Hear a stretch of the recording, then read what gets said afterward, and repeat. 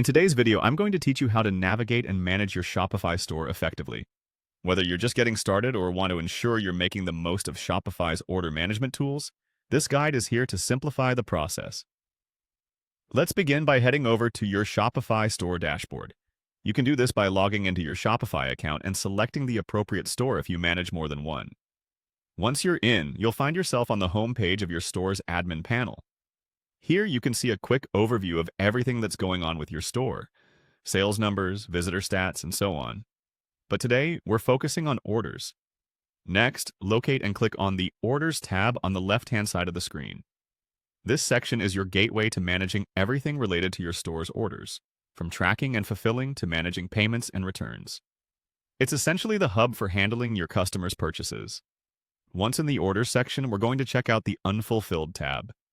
This tab contains all the orders that you've received but haven't yet shipped out to customers.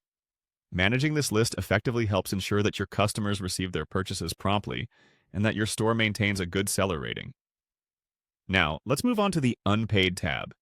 Here you'll find orders that have been placed by customers but are still awaiting payment.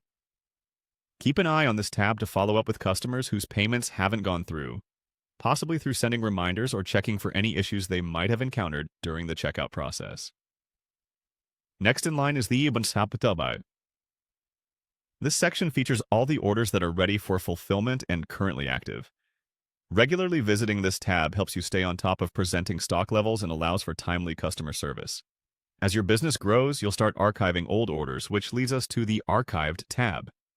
This list contains orders that you've completed, and it's a handy way to keep your order management streamlined without cluttering your active orders.